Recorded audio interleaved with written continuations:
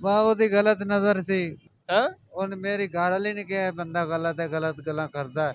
ਤੇ ਤਨਖਾਹ ਹੀ ਮੈਂ ਘਰ ਬਈ ਦੇ ਲੈ ਬਈ ਖਰਚਾ ਉਹਨੇ ਅਗਰ 1000 ਲਿਆ ਉਹਨੇ 1500 ਲਿਖ ਦਿੱਤਾ, 2000 ਲਿਖ ਦਿੱਤਾ। ਇਸ ਤਰ੍ਹਾਂ ਸਕੂल से मुंशी बेगरती की वजह से अगर तनख्वाह सही देना तो ठीक, को मजबूर हो जाए मेरे नीचे लग जाए, लेकिन नहीं।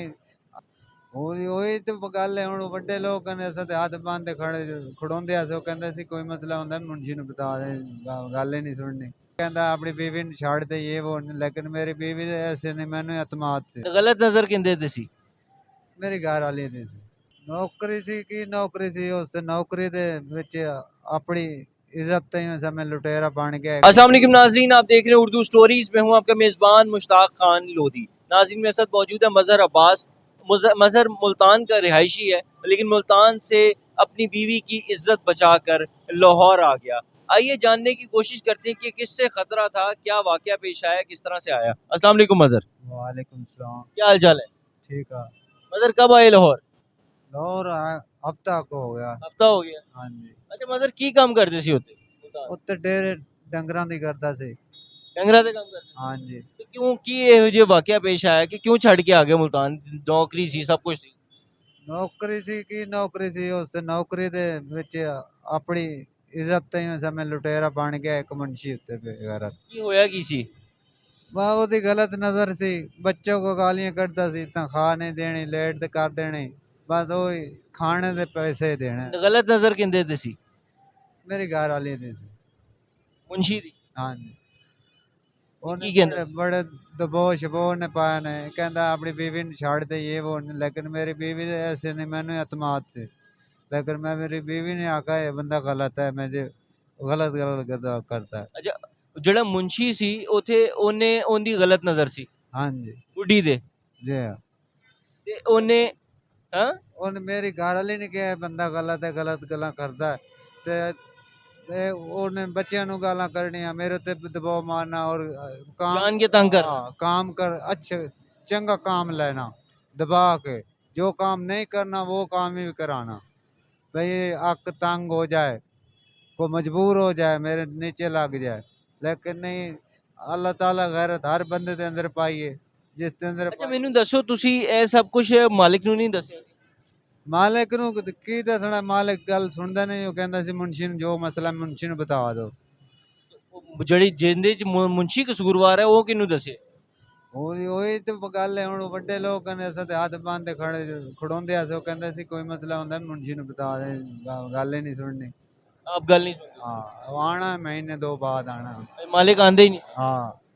ਤੇ ਬੁੱਢੀ ਨੇ ਜਦੋਂ ਤੁਸੀਂ ਉੱਥੋਂ ਛੱਡਿਆ ਹੈ, ਤੇ ਉਦੋਂ ਤੇ ਤੁਹਾਡੇ ਕੋਲ ਉਹੀ ਜੌਬ ਸੀ, ਉਹੀ ਘਰ ਸੀ? ਹਾਂ ਉਹੀ ਘਰ ਸੀ, ਘਰ ਆਪਣਾ ਨਹੀਂ ਹੈ ਨਾ। ਤੇ ਤੁਸੀਂ ਕੀ ਸੋਚ ਕੇ ਕਿ ਇੰਨਾ ਵੱਡਾ ਕਦਮ ਚੁੱਕਿਆ? ਕਿਸ ਤਰ੍ਹਾਂ ਕੀ ਸੋਚ ਕੇ ਚੁੱਕਿਆ? ये चुके बेइज्जत बचाओ सो अल्लाह खैर करे सी, अल्लाह ही बारे से अल्लाह ताला कोई कारी दे सी। ਬੁੱਢੀ ਨੇ ਕਿਹਾ ਕਿ ਨਹੀਂ ਅਸੀਂ ਇੱਥੇ ਨਹੀਂ ਕੰਮ ਕਰਨਾ? जिंदे जवान है काम कार करते अपना कोई मकान शकान ला दे, बच्चे अंदर सिर काजा बना दे, गुजारा कर ही लाएंगे। ਤੇ ਹੁਣ ਮੁੰਸ਼ੀ ਹੁਣ ਵੀ ਰਾਬਤਾ ਕਰਦਾ? नहीं असि राबता ही कट दिता है। ਰਾਬਤਾ ਕਰਦਾ? हाँ। ਤੇ ਉਹਨੇ ਕੋਸ਼ਿਸ਼ ਤਾਂ ਕੀਤੀ ਹੋਗੀ ਨਾ ਛੱਡ ਕੇ ਜਾਓ? कोशिश करती तो होनी उन्हें, तो वो तो गलत सी। असि तो उसो इमें समझ अपना वस्त्र मंजी लपेट दे आए हैं चोरी। ਉਤੇ ਚੋਰੀ ਭੱਜੇ ਹੋ? वाह ਉਹ ਇਸ ਤਰ੍ਹਾਂ ਦਾ ਬੰਦਾ ਜੇ ਤੁਸੀਂ ਉਹਨੂੰ ਦੱਸ ਦਿੰਦੇ ਤੇ ਕੀ ਕਰਦਾ?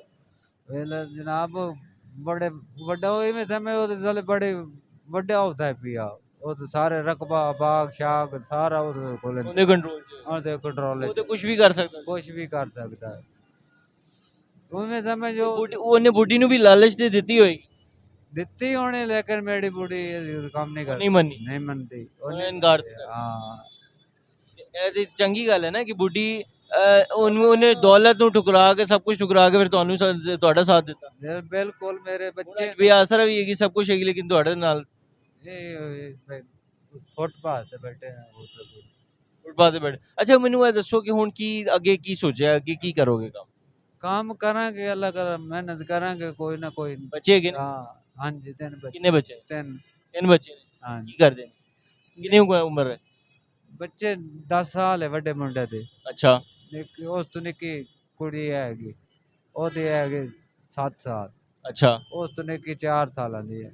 ਅੱਛਾ ਅੱਛਾ ਤੇ ਕਿੰਨੇ ਸਾਲ ਹੋ ਗਏ ਸ਼ਾਦੀ ਨੂੰ 12 ਸਾਲ। 12 ਸਾਲ ਚਲੋ ਮਾਸ਼ਾਅੱਲਾ ਅੱਛਾ ਬੱਚਿਆਂ ਨੂੰ ਹੁਣ ਕੀ ਪੜ੍ਹਾਓਗੇ ਪੜ੍ਹਾਉਂਦੇ ਸੀ ਪਹਿਲੇ ਉੱਥੇ ਬੱਚੇ ਨੂੰ ਮਸਜਿਦ ਬੱਚੇ ਪੜ੍ਹਦੇ ਸੀ ਮਸਜਿਦ ਤੇ ਕਰ ਲੈਂਦੇ, ਹਾਂ ਮਸਜਿਦ ਵਿੱਚ। ਮਸਜਿਦ 'ਚ ਪੜ੍ਹਦੇ ਸੀ ਹਾਂਜੀ, ਅੱਛਾ ਤੇ ਕਿੰਨੇ ਕਿੰਨੀ ਜਮਾਤਾਂ ਪੜ੍ਹ ਲਈਆਂ ਇਹਨਾਂ ਨੇ ਪਹਿਲੇ ਉਹ ਕੁਰਾਨੀ ਤਾਲੀਮ ਪੜ੍ਹਾਉਂਦੇ ਸੀ ਕੁਰਾਨ ਪੜ੍ਹਾਉਂਦੇ हाँ ਸੀ कुरान कुरान ਬਾਕੀ ਸਕੂਲੇ ਨਹੀਂ ਪੜ੍ਹਾਉਂਦੇ स्कूल नहीं पढ़ा, स्कूल से मुंशी बेगैरती की वजह से अगर तनख्वाह सही देना तो ठीक टाइम ਉੱਥੇ ਕਿੰਨੀ ਤਨਖਾਹ ਸੀ ਭਲਾ तनख्वाह देंदा सी और रोटी ਵਿੱਚ ਮੁੱਕੀ ਹੋਈ ਆਈ ਤੇ ਖੀਰ ਹੀ ਮੁੱਕ ਹੋਇਆ ਤੇ 16000 ਰੁਪਏ ਮੁੱਕ ਹੋਇਆ, 16000 ਦੇ ਨਾਲ 16000 ਹੀ ਮੁੱਕ ਹੋਇਆ। 16000 ਮੁੱਕਿਆ ਸੀ ਹਾਂ ਤੇ ਨਾਲ ਰੋਟੀ ਹੁਣ ਮਿਸਾਲ ਦੇ 12 ਮਣ ਦਾਣੇ ਮੁੱਕੇ ਸੀ, ਦਾਣੇ ਛਾਣੇ ਦੇ ਨਹੀਂ, ਗਾਣੇ ਨਹੀਂ ਦਿੰਦਾ ਸੀ ਨਹੀਂ ਦਿੰਦਾ ਸੀ, ਦਾਣੇ ਵੀ ਨਹੀਂ ਦਿੰਦਾ ਸੀ ਨਹੀਂ ਦਿੰਦਾ ਸੀ।